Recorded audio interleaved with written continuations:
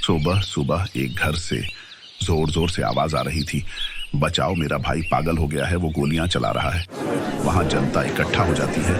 उनमें से एक आदमी पुलिस को फोन कर देता है। इंस्पेक्टर शर्मा अपने साथ इंस्पेक्टर रिडल को लेकर उस घर पर पहुंच जाते हैं। इंस्पेक्टर उस आदमी को कमरे से निकाल के मुख्य हाल में जाते हैं।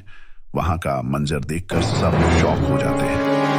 अंदर 6 लाशें पड़ी होती हैं, जिसमें एक आदमी, एक बुजुर्ग औरत, एक महिला और 3 बच्चे होते हैं। इंस्पेक्टर रिडल इंस्पेक्टर शर्मा से कहते हैं, आप तुरंत फोरेंसिक टीम बुलाइए, ये तो बहुत बड़ा केस है। इंस्पेक्टर रिडल उस आदमी को कमरे में लेकर आते हैं और उससे पूछते हैं, क्या आप बता सकते हैं क्या हुआ है?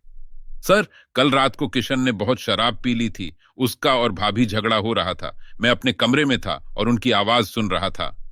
थोड़ी देर बाद मुझे गोली की आवाज सुनाई दी और बच्चे भी बहुत रो रहे थे। एक के बाद एक गोली चल रही थी। मैंने सुना भैया कह रहे थे, आज किसी को नहीं छोड़ूंगा, आज सबको मार दूंगा। मैं डर गया। मैंने अपना कमरा अंदर से बंद कर लिया। किशन ने मेरा दरवाजा भी बहुत खटखटाया, मगर मैंने दरवाजा नहीं खोला। क्या आप अपने बारे में बताएंगे कि आप क्या करते हैं? सर, मैं एक स्कूल में टीचर हूं। यह हमारा खानदानी घर है। हम सब मिलकर यहीं रहते हैं। मुझे अपने भाई के बारे में विस्तार से बताओ।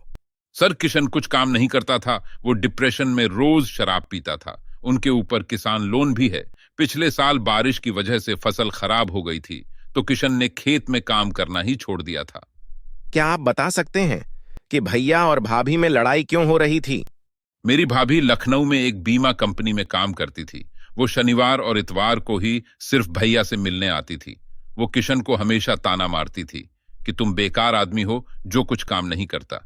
इसी बात पे उसका और भाभी का झगड़ा होता था। कल रात को भी यही हो रहा था।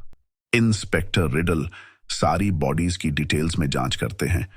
उनको कुछ चीज दिखती है, वो शायद वहां नहीं होनी चाहिए थी, मगर ये बहुत जल्दी था किसी निष्कर्ष के लिए।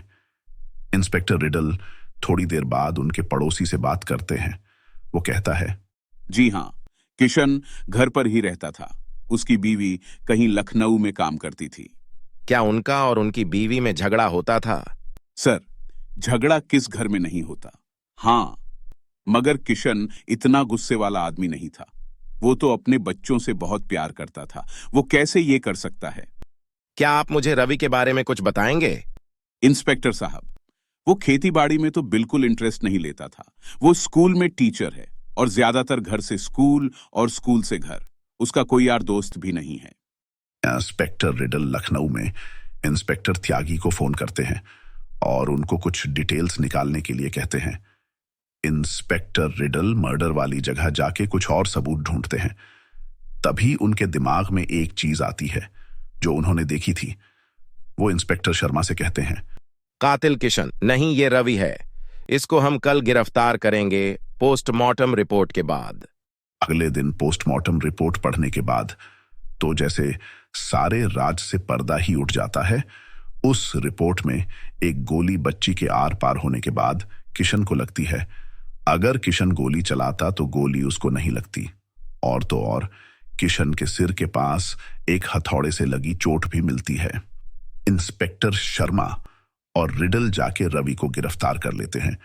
वो रवि से पूछते हैं, एक बात बताओ, अगर किसी इंसान के हाथ में बंदूक है और वो खुदकुशी करने वाला है, तो वो अपने सर पर हथौड़ा क्यों मारेगा? सर, ये सारे कत्ल मैंने ही किए हैं। मुझे अपने भाई, माँ और किशन के बच्चों पर कोई नाराजगी नहीं थी। मुझे तो बस उस रेखा पर गुस्सा था। वो उस दिन शाम को किशन को मेरे खिलाफ भड़का रही थी।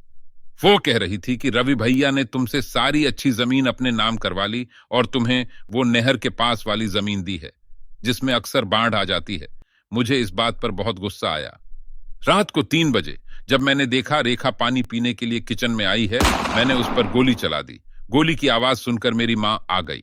मैंने गुस्से में उन पर भी गोली चला दी। फिर मैंने सोचा, मैंने 2 खून तो कर ही दिए हैं, तो किशन और बच्चों को भी मारकर सारा इल्जाम किशन पर ही डाल दूं और अकेला इस सारी ज्यादात का मालिक बन जाऊं।